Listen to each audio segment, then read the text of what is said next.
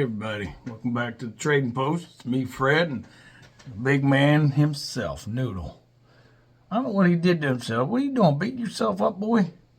You better stop that crap. Look at that. Look at that little chunky belly, huh? He's eating good. He's doing good. What are we going to talk about today, Noodle? You going to tell these wonderful people? What are we going to talk about? We're going to talk about disappearing flights. We're going to start with one story, and I think we're going to do each part of this is going to be an episode in itself, depending on how much information I got. And this one has a lot to go with it. Okay, I think we've all heard about this at some point or another. This is Malaysian Flight 370, the one that disappeared over the Indian Ocean. So hang tight. I'm going to put little man back and let him behave for a minute, and then we'll get back to it. Give me 1 second. All right, you guys, this is Disappearing Flights, Part 1. All right, now I did the AI overview on this starting out. Now, Wikipedia has several articles as disappearing flights, including the Malaysia Airlines Flight 370 disappearance, which is the most famous case, and numerous lists of missing aircraft. These articles cover different aspects of aerial disappearances, such as historical cases like the 1925 Flight 19, which we'll discuss later, the Flight 19 disappearance, the modern incidents, and the related topics like death flights, where bodies were disposed of by flying them out to sea. That's a new term to me. I don't remember hearing of death flights, except maybe kamikaze planes, you know what I mean? That was in wartime, though. That's a little bit different. So they might be talking about something totally opposite. Give me a second. Anyway, okay, notable disappearing flights. You have Malaysia Airlines Flight 370. It disappeared on March 8th, 2014, while flying from Kuala Lumpur to Beijing, and the cause remains undetermined. Now, you have Flight 19, a U.S. Navy flight of 5 Avenger torpedo bombers that disappeared over the Bermuda Triangle on December 5th, 1945, along with the search plane that was sent to find them. You also have Pan Am Flight 914, an urban legend about a 1955 flight that allegedly landed 37 years later, which is based on a false story from tabloid. We'll dig into that and find out for ourselves, won't we? 1990 Fawcett, Peru Boeing 727, a plane on a flight from Malta to Peru, ran out of fuel and disappeared in the Atlantic Ocean in September of 1990. You also have Pan Am Flight 229, a 1938 disappearance of a Martin M130 flying boat over the Pacific Ocean with 6 passengers and 9 crew members. Related concepts on Wikipedia. Let me get to it. Death flights, okay, as we just talked about. Now, in some historical regimes, death flights were used to secretly dispose of political dissidents with the bodies thrown into the ocean from the helicopters. Now, Bermuda Triangle, a loosely defined area of the Atlantic where some people believe many aircraft and ships have disappeared under mysterious circumstances. However, investigations have attributed such incidents to natural phenomena or human error. Now, we're going to talk about a category, aerial disappearances, a Wikipedia category that compiles information on aircraft and persons who have disappeared in flight. So that's the AI overview right there. Okay? Now, we're going to talk about the Wikipedia that I pulled up. All right. Malaysia Flight 370, or MH370-MAS 370, was an international passenger flight operated by Malaysia Airlines that disappeared from radar on March 8, 2014, while flying from Kuala Lumpur International Airport in Malaysia to its planned destination, Beijing Capital International Airport in China. Now, the cause of its disappearance has not been determined. It is widely regarded as the greatest mystery in aviation history and remains the single deadliest case of aircraft disappearance. That's interesting. Now, disappearance, as we said prior, March 8th, 2014. The summary is inconclusive. Some debris was found. The site was the Indian Ocean, most likely the southern, in the direction they were headed. Now, the aircraft type was a Boeing 777-2H-6ER. The operator was Malaysia Airlines, and the IATA flight number is MH370. The ICAO flight number is MAS 370. The call sign was Malaysian 370. Now, registration is 9M-MRO. Okay. Now, we're going to go ahead and talk about the flight origin. Give me 1 second, y'all. All right, we're going to talk about the flight origin, as I said prior. Kuala Lumpur International Airport, Sepang District, Malaysia. Destination, Beijing Capital International Airport, Beijing, China, as said prior. Occupants, 239. Passengers, 227. There was 12 crew, and fatalities presumed is 239. Now, the survivors, 0 is presumed. They all died. Now, the crew of the Boeing 777-200ER, registered as 9M-MRO, last communicated with the Air Traffic Control, or the ATC, around 38 minutes after takeoff when the flight was over the South China Sea.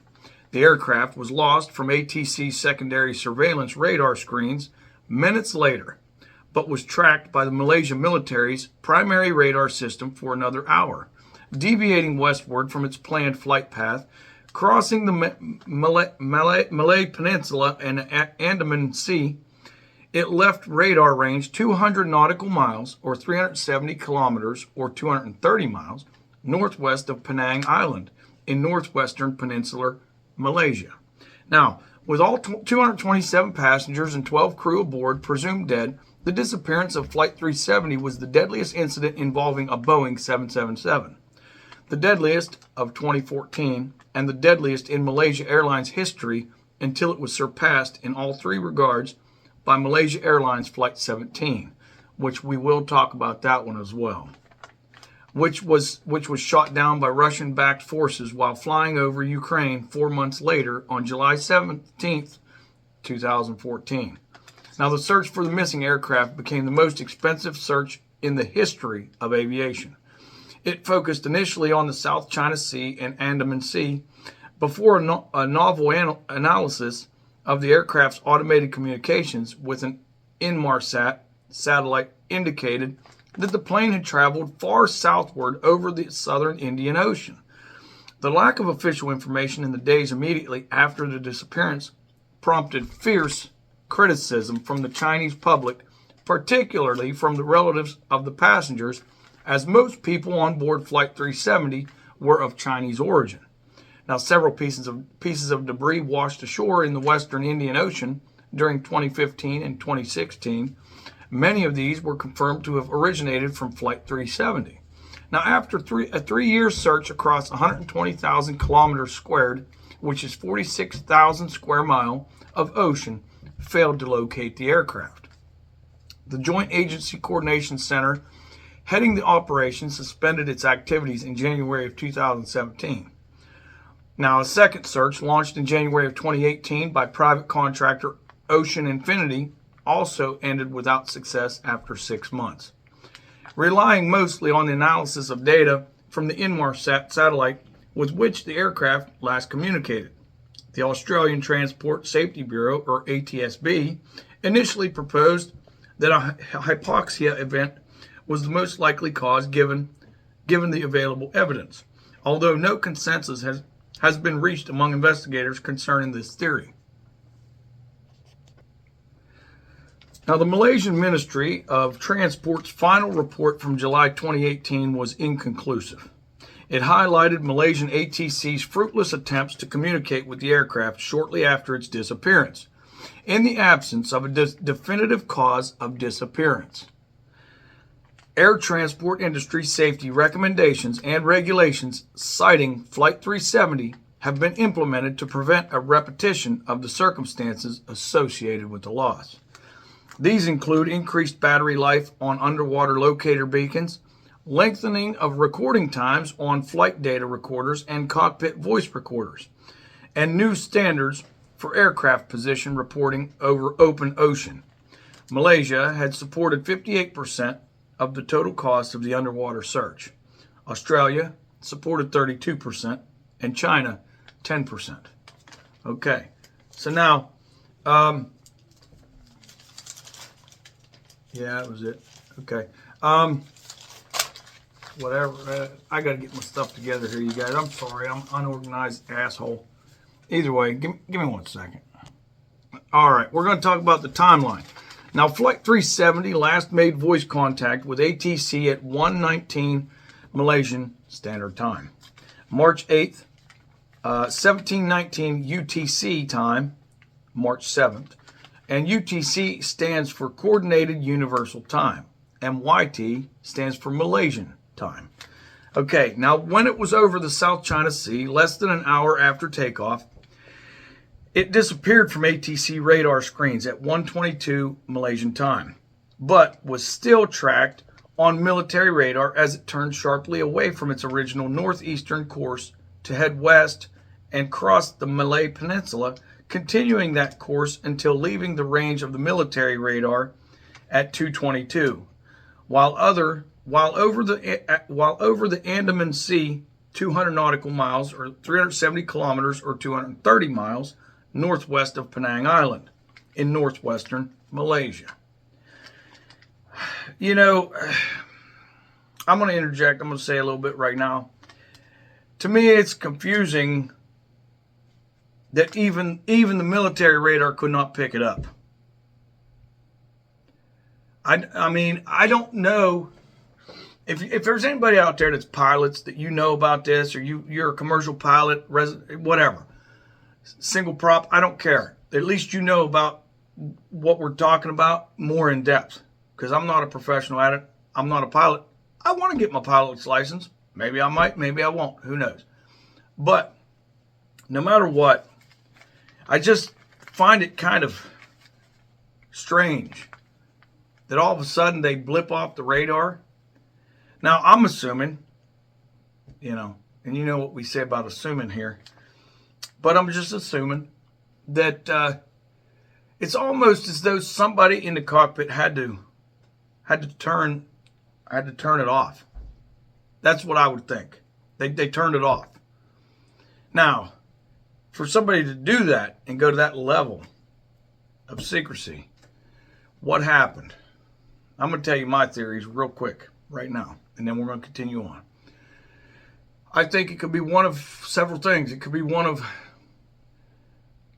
a pilot having a breakdown, financial troubles, and he's just trying to take some of the cargo off the ship and divert it somewhere else and fake the crash. I don't know. Maybe he's siding with a different country, and I don't know, but it could get deep. I mean, if there's, depending on what's on board there, you never know what kind of cargo's on there. They have cargo manifests and stuff like that, but there is some cargo that they don't list. Okay, that's the stuff that goes to the military and places like that. That's above top secret, whatever. Now, whether they was carrying anything like that, I don't know. From what I got in my notes, it doesn't state that, but if it did, they're not going to state it. So I'm going to say this: it could have been a couple people on the plane overtook them, or they was in an accomplice to one of the pilots, okay, to do this and pull it off. Because something like this massive of a undertaking, you can't. It's not going to be just one person. Let's just think about that, okay? They could have overtaken the plane, knocked out the damn radar and the beacon and stuff, and be done with it. So that way no one knows where they're at any time. And they can go do whatever they want for God knows how long. And we're going to get into how long they was doing this without being on the radar. Okay? So who knows what happened in that time frame? I mean, we can speculate they went to an island, landed, they this, that. But it would have to be a desolate island where there is no airport, there is nothing like that. Just a landing strip where they can land. For them to unload cargo or anything like that, knock out the passengers or whatever. It could also have been a fire. They could have had a fire in there, but that still don't explain the radar going off. I mean, that's stuff, it plays until after a plane crashes.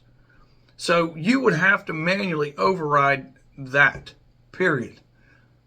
So I can't get over that part. That's where it has to be. Someone has to step in and shut the damn thing off.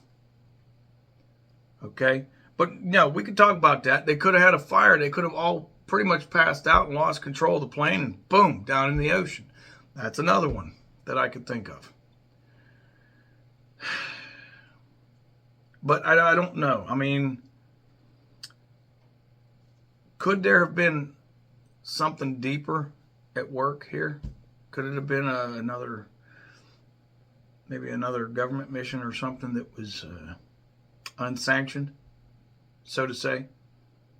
I'm not going to throw no accusations because I can't do that. But I will say this. That is a theory. Let's leave it at that. Okay, now, let's get back to it. We're going to talk about, okay, after that, the multinational search effort for the aircraft, which was to become the most expensive aviation search in history, as said before, began in the Gulf of Thailand and the South China Sea, where the aircraft's signal was last detected on secondary surveillance radar, and was soon extended to the Strait of Malacca and Andaman Sea. Now, analysis of satellite communications between the aircraft and Inmarsat's satellite communications network concluded that the flight continued until at least 8:19, nearly an hour after Malaysia Airlines publicly announced the plane's loss, and flew into the southern Indian Ocean. Although the precise location cannot be determined, Australia assumed charge of the search on March 17th, when the search effort began to emphasize the southern Indian Ocean. On March 24th, the Malaysian government noted that the final location determined by the satellite communication was far from any possible landing sites, and concluded Flight MH370 ended in the southern Indian Ocean. From October 2016 to January 2017, a comprehensive survey of 120,000 kilometers squared, which is 46,000 square miles of seafloor, about 1,800 kilometers or 1,100 miles, southwest of Perth, Western Australia, yielded no evidence of the aircraft. Several pieces of marine debris found on the coast of Africa and on Indian Ocean islands off the coast of Africa, the first of which was discovered on July 29, 2015 on Reunion, have been confirmed as pieces of Flight 370. So they had indicators of it, and they knew that's exactly what flight that came from. Now, the bulk of the aircraft has not been located, prompting many theories about its disappearance. In January 2018, a search by private U.S. marine exploration company Ocean Infinity began in the search zone around 35.6 degrees south, 92.8 degrees east, the most likely crash site, according to the drift study published in 2017. Pardon me. Now, in a previous search attempt, Malaysia had established a Joint Investigation Team, or a JIT, to investigate the incident, working with foreign aviation authorities and experts. Malaysia released a final report concerning Flight 370 on October 17, 2017. Neither the crew nor the aircraft's communication systems relayed a distress signal, indications of bad weather or technical problems before the aircraft vanished. Now, 2 Iranian passengers traveling on stolen passports were investigated but eliminated as suspects. Malaysian police identified the captain as the prime suspect if human intervention was the cause of the disappearance. After clearing all others on the flight of suspicion over possible motives, power was lost to the aircraft's satellite data unit, or SDU, at some point between 1:07 and 2:03. The SDU logged on to Inmarsat's satellite communication network at 2:25, which was 3 minutes after the aircraft had left the range of radar. Based on analysis of the satellite communications, the aircraft was postulated to have turned south after passing north of Sumatra, and then to have flown for 6 hours with little deviation in its track, ending when its fuel ran out.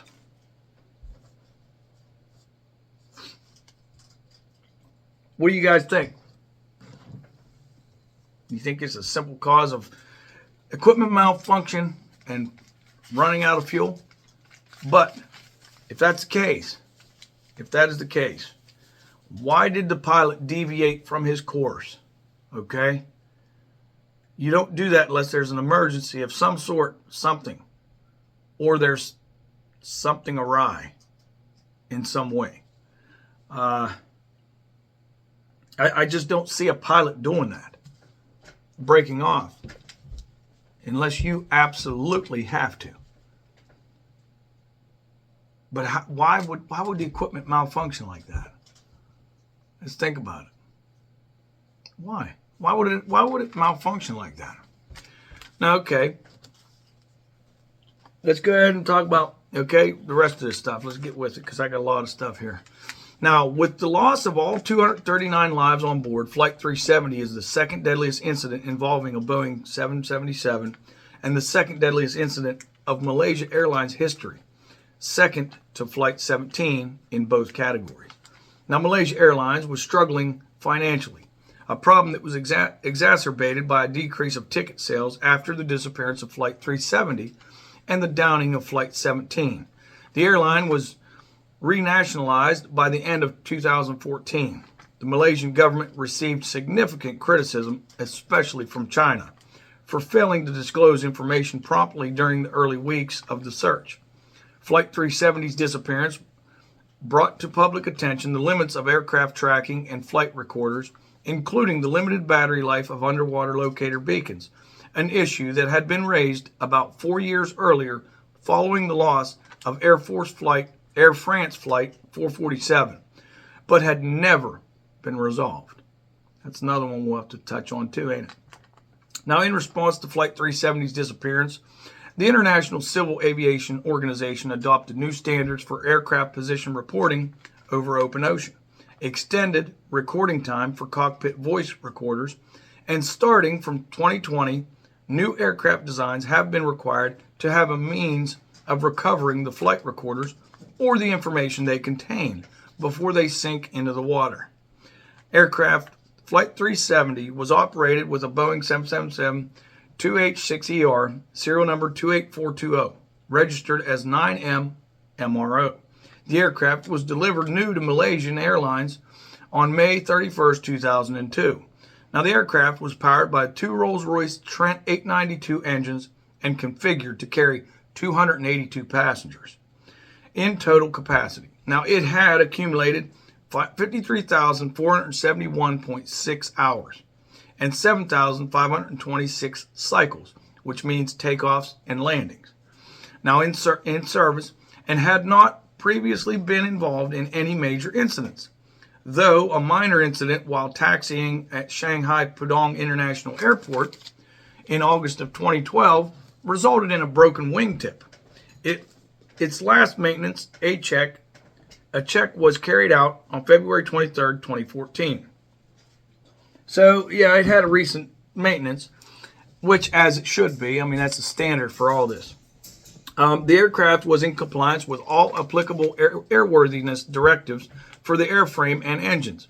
A replenishment of the crew member oxygen system was performed on March 7, 2014. A routine maintenance task, an examination of this procedure, found nothing unusual. Now, 10 years after MH370's disappearance, however, leaked documents have shown that MH370 was given supplemental fuel and crew member oxygen supplies just before takeoff. Now, the Boeing 777 was introduced in 1994 and has an excellent safety record. Since its first commercial flight in June 1995, the type has suffered only 7 other hull losses. Number 1, the crash of British Airways Flight 38 in 2008. Number 2, a cockpit fire in a parked Egypt Air Flight 667 at Cairo International Airport in 2011. Number 3, the crash of Asiana Airlines Flight 214 in 2013, in which 3 people died. Number 4, Malaysia Airlines Flight 17, which was shot down over Ukraine, killing all 298 people aboard in July 2014. Number 5, Emirates Flight 521, which crashed and burned out while landing at Dubai International Airport in August of 2016, killing 1 person. And number 6, and in November 2017, the 7th Boeing 777 hull loss occurred when a Singapore Airlines 777-200ER was written off after catching fire and burned out at Singapore Shanghai Airport. Singapore Shanghai Airport. Now, we're going to talk about the people that was on here, okay? Give you a rough overview of that. The passengers and the crew, okay? We're going to tell you the nationalities, how many of each nationality there was that was on board, and then we'll break it down in whatever way we got to here later on. Okay, Australia had 6 nationality people. 6 people of Australian descent was on the flight. 2 Canadians, 153 Chinese people, 4 French, 5 Indians, Indonesian descent, we had 7 on there. Iran, there was 2. Malaysia, we had 50 Malaysians. Netherlands, 1. New Zealand, there was 2. Russians, 1. Taiwan, 1. Ukraine, we had 2. In the United States, we had 3 people from the U.S. Now, the aircraft was carrying 12 Malaysian crew members and 227 passengers from 14 different nations. On the day of the disappearance, Malaysia Airlines released the names and nationalities of the passengers and crew based on the flight manifest. Now, the passenger list was later modified to include 2 Iranian passengers traveling on stolen Austrian and Italian passports. Now, the crew. All 12 crew members, 2 pilots, and 10 cabin crew were Malaysian citizens. Now, 1, the pilot in command was 52-year-old Captain Zahari Ahmed Shah from Penang. He joined Malaysia Airlines as a cadet pilot in 1981, and after training and receiving his commercial pilot's license, he became a second officer with the airline in 1983. He was promoted to captain of the Boeing 737-400 in 1991. Now captain of the Airbus A330-300 in 1996, and captain of the Boeing 777-200 in 1998. He had been a type rating instructor and a type rating examiner since 2007. Now, Zahari had a total of 18,365 hours of flying experience. That's a lot of experience, y'all. It's a lot. Give me 1 second. We'll get back to this, okay? Give me 1 second. All right. Now, the co-pilot was 26-year-old First Officer Farik Abdul Hamid. He joined Malaysia Airlines as a cadet pilot in 2007 after becoming a second officer of the Boeing 737-400. He was promoted to first officer of the Boeing 737-400 in 2010 and then transitioned to the Airbus A330-300 in 2012. Now, in November of 2013, he began training as first officer of the Boeing 777-200 aircraft. Flight 370 was his final training flight, and he was scheduled to be examined on his next flight. Farik had accumulated 2,763 hours of flying time. Now, the passengers. Of the passengers, 153 were Chinese citizens, including a group of 19 artists with 6 family members and 4 staff returning home from a calligraphy exhibition of their work in Kuala Lumpur. 38 passengers were Malaysian. The remaining passengers were from 12 different countries. 20 passengers, 12 of whom were from Malaysia and 8 from China, were employees of Freescale Semiconductor. Now, through a 2007 agreement with Malaysia Airlines, Tzu Chi, an international Buddhist organization, immediately sent specially trained teams to Beijing and Malaysia to give emotional assistance to passengers' families. The airline also sent its own team of caregivers and volunteers and agreed to bear the expense of bringing family members of the passengers to Kuala Lumpur and providing them with accommodation, medical care, and counseling. Now, altogether, 115 family members of the Chinese passengers flew to Kuala Lumpur. Some other family members chose to remain in China, fearing they would feel too isolated in Malaysia. Okay. Now, the flight disappearance. Let's get into that. Now, Flight 370 was a scheduled flight in the early morning of Saturday, March 8, 2014, from Kuala Lumpur, Malaysia to Beijing, China. It was one of 2 daily flights operated by Malaysia Airlines from its hub at Kuala Lumpur International Airport to Beijing Capital International Airport. Scheduled to depart at 00:35 local time, Malaysia time, UTC time, 08:08 and arrive at 6:30 local time, CST or UTC 8. On board were 2 pilots, 10 cabin crew, 227 passengers, and 14,296 kilograms, or 31,517 pounds of cargo. Now, the planned flight duration was 5 hours and 34 minutes, which would consume an estimated 37,200 kilograms, or 82,000 pounds of jet fuel. Now, the aircraft carried 49,100 kilograms, or 108,200 pounds of fuel, including reserves, allowing an endurance of 7 hours and 31 minutes.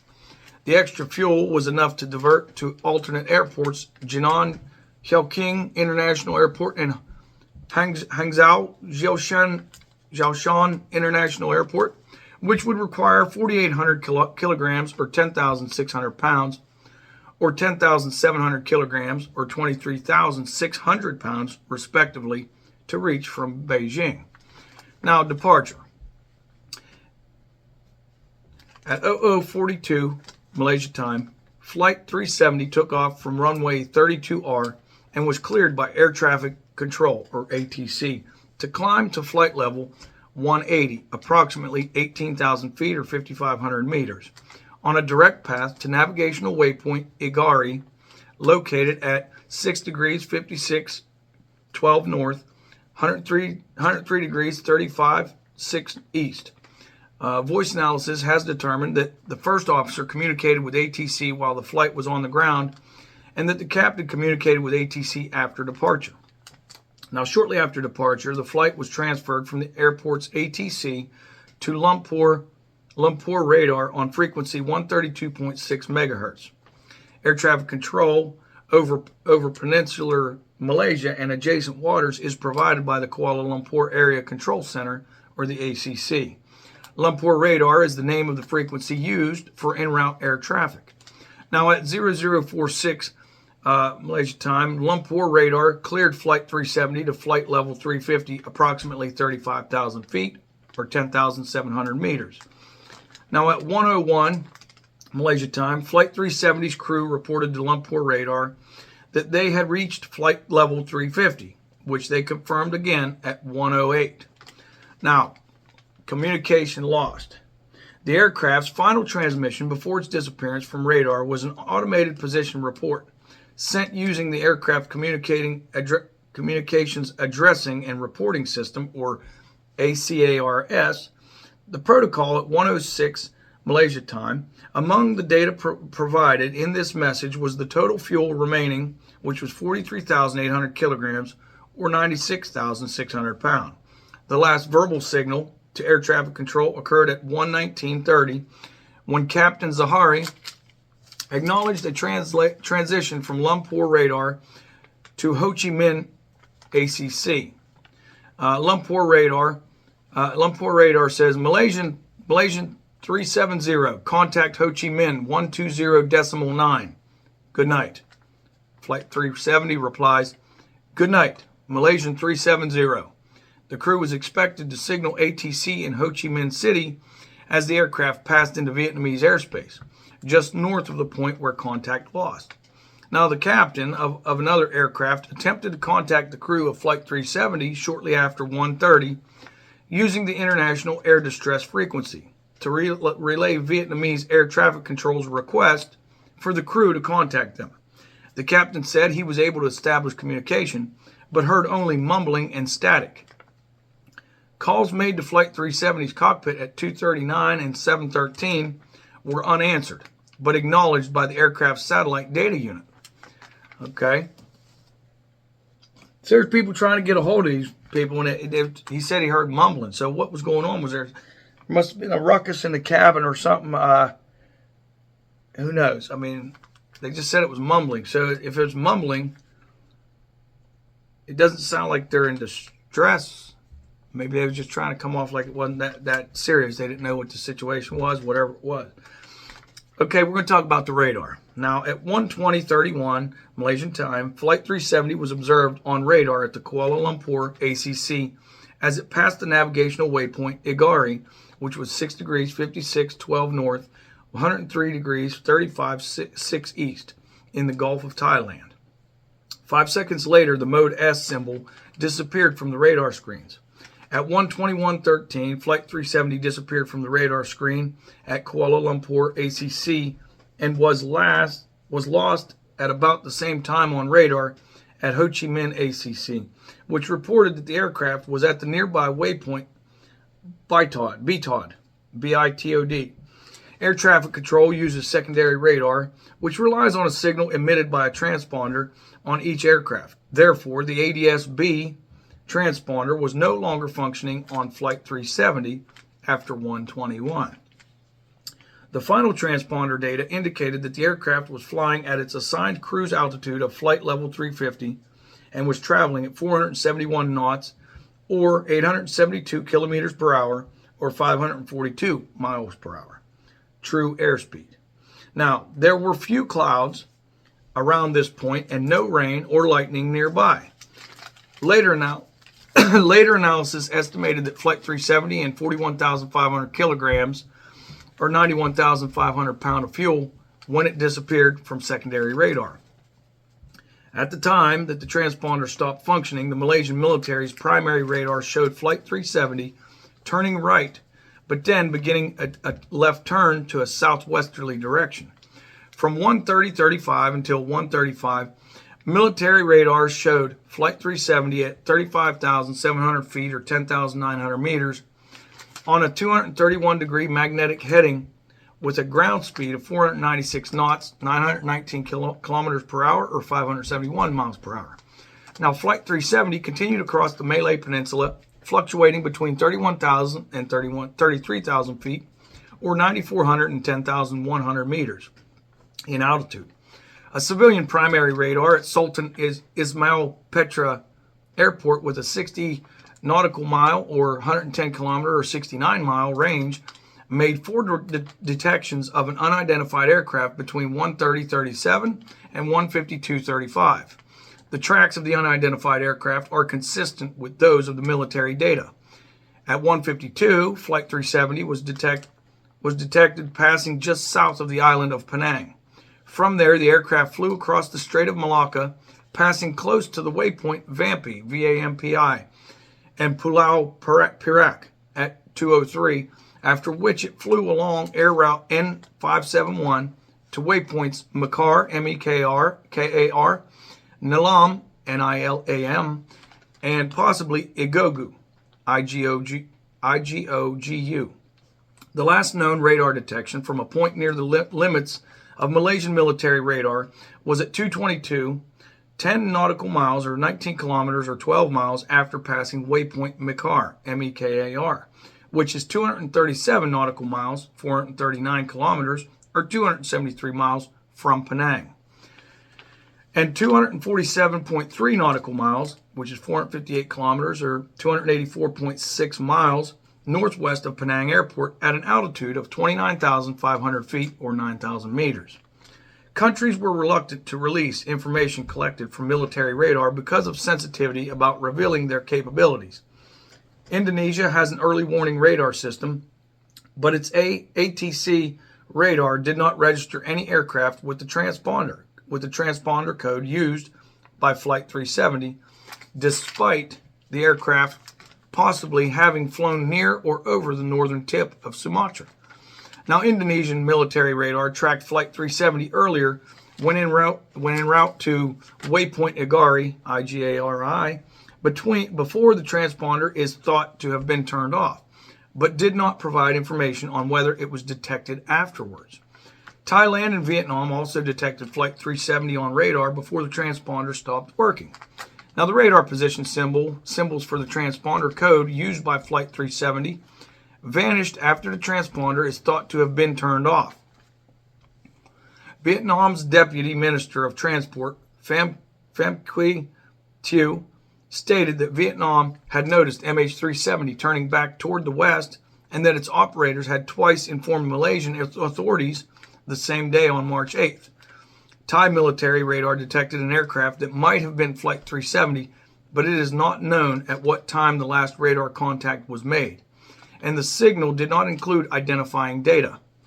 Also, the flight was not detected by Australia's conventional system or its long-range JORN, J-O-R-N, over-the-horizon radar system, which has an official range of 3,000 kilometers or 1,900 miles. The latter was not in operation on the night of the disappearance. Okay. So it wasn't operational at the time. But you got satellite communications returned. Okay. Sometime after the final ACARS transmission at 1:06, the satellite communications system board aboard the aircraft went offline, possibly due to a power interruption, and remained offline during the plane's initial deviation from its scheduled flight path. However, for an unknown reason, at 2:25 Malaysian time, when the aircraft was somewhere over the Andaman Sea, the aircraft's satellite communication system booted back up and sent a log-on request message, the first message since the ACARS transmission at 1:06, which was relayed by satellite to a ground station, both operated by satellite telecommunications company Inmarsat. After logging on to the network, the satellite data unit aboard the aircraft responded to hourly status requests from Inmarsat for the next 6 hours and 2 ground-to-aircraft telephone calls at 2:39 and 7:13, both unanswered by the cockpit. Now, the final status request and aircraft acknowledgement occurred at 8:10, about 1 hour and 40 minutes after the flight was scheduled to arrive in Beijing. The aircraft sent a log-on request at 8:19:29, which was followed after a response from the ground station by a log-on acknowledgement message at 8:19:37. The log-on acknowledgement is the last piece of data received from Flight 370. The aircraft did not respond to a status request from Inmarsat at 9:15. The general consensus among investigators is that Flight 370 crashed somewhere in the southern Indian Ocean sometime between 8:19 and 9:15 on March 8th due to fuel exhaustion, although the exact time and location of the crash remains uncertain. Now, the speculated causes of disappearance. Now, murder-suicide by pilot. Malaysian police investigated the homes of the pilots and examined the financial records of all 12 crew members. According to the preliminary report released by Malaysia in March of 2015, there was no evidence of recent or imminent significant financial transactions carried out by any pilot or crew member. Now, additionally, analysis of the pilot's behavior on CCTV revealed no significant behavioral changes. Despite this, U.S. officials consider it likely that someone in the cockpit of Flight 370 reprogrammed the flight's autopilot to head south over the Indian Ocean. Media reports have claimed that Malaysian police identified Captain Zahari as the prime suspect, should human intervention be proven as the cause of the disappearance.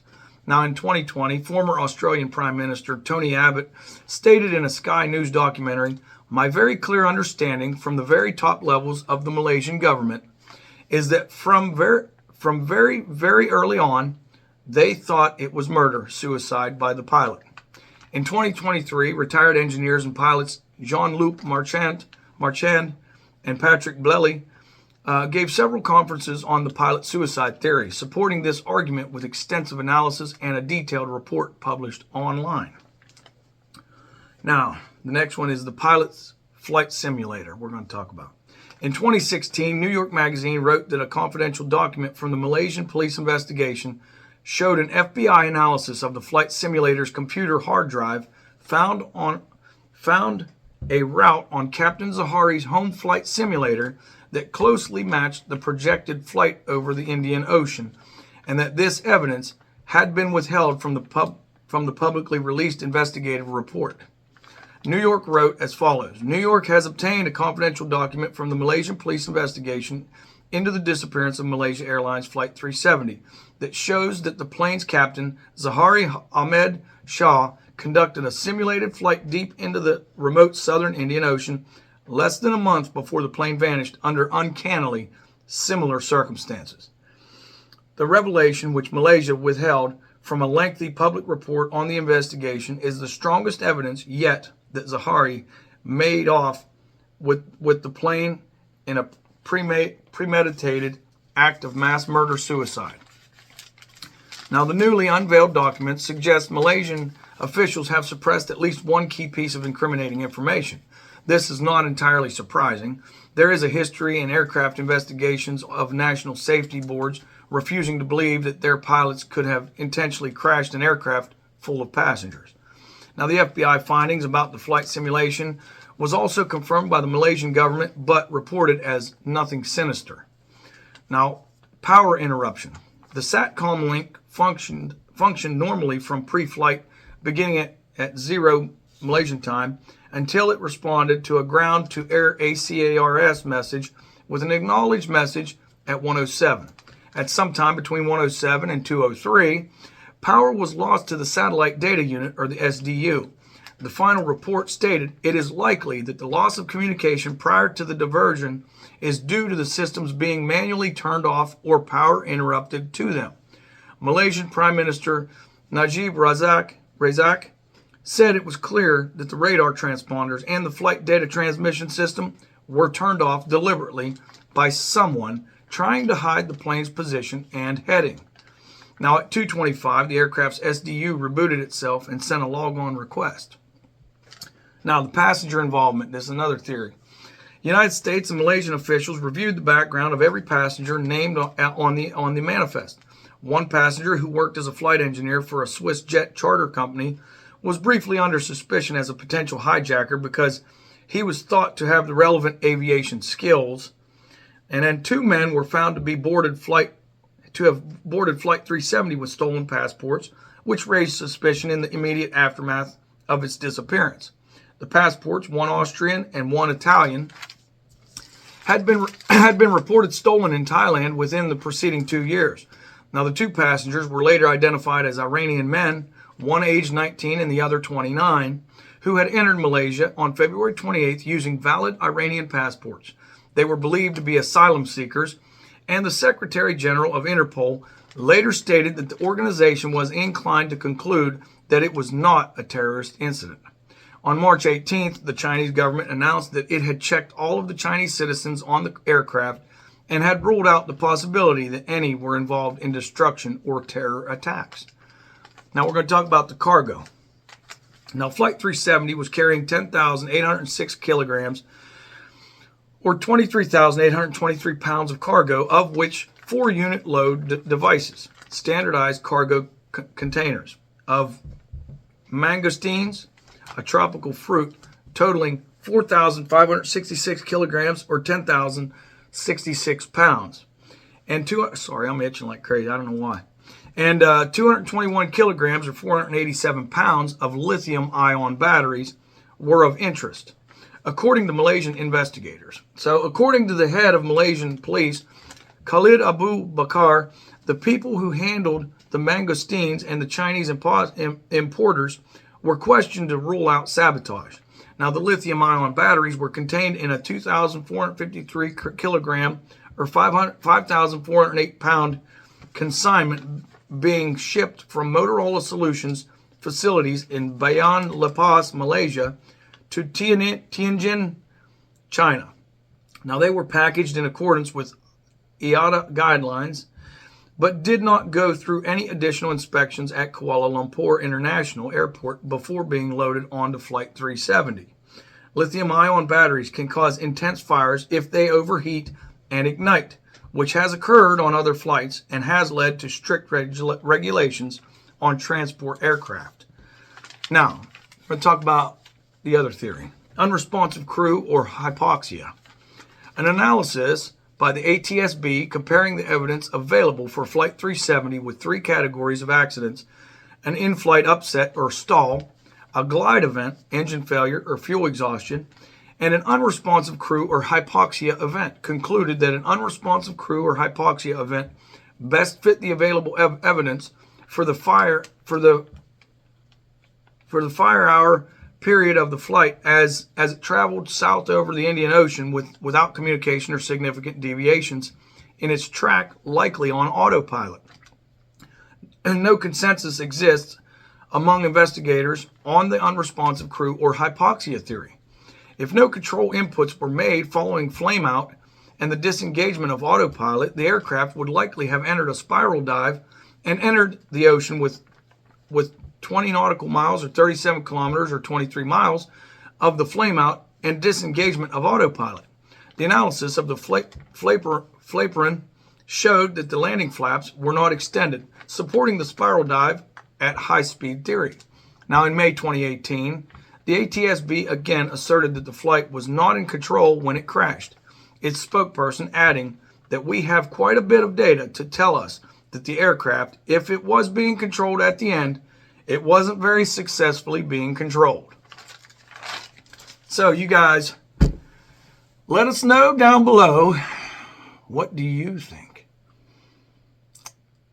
Do you think it's the pilot and those 2 people with the stolen passports? Maybe they was in cahoots. They overtook the plane. Did they go drop it somewhere and then unload all that stuff and try to make some money here on the side with some, I don't know, pirates, rebels, whatever? Huh? Do you think they had some kind of deal going there, or was it just a malfunction? I mean, because, you know, for it to be a heist or something like that to that kind of level, of course, if that's what it was, then they would have had to shut that radar beacon off. They'd had to shut it all off because they don't want no one to know what they're doing. They're hiding it, obviously. Now, if it was a malfunction, and that's a whole other story entirely. But I can say that I don't know. I mean, when you got the FBI in there and you got all these other government militaries and things like that investigating this stuff, I mean, they had to have come through this really good. So I don't know. You guys tell me what you guys think. I think, I mean, who knows? Could they have run into a UFO and it just knocked everything out? That's another theory. I mean, could be possible. I don't know. I mean, you hear about these all the time where it affects the controls and the all the electrical instruments, their compasses and everything. It screws it all up. So could that have been? I don't know. I mean, let's throw them out there. At this point, every theory is a worthy theory, in my opinion, until you dig in and you find out that it's not. That's how you do an investigation on things. So all I'm going to tell you guys is this is part 1. I got more we're going to be doing, so I hope you hang in. You're gonna be surprised at some of the stuff we're gonna pull up. Anyways, you guys have a good one. And as we always say on this channel, live, laugh, and love. Because tomorrow isn't promised to any of us. Y'all have a great day.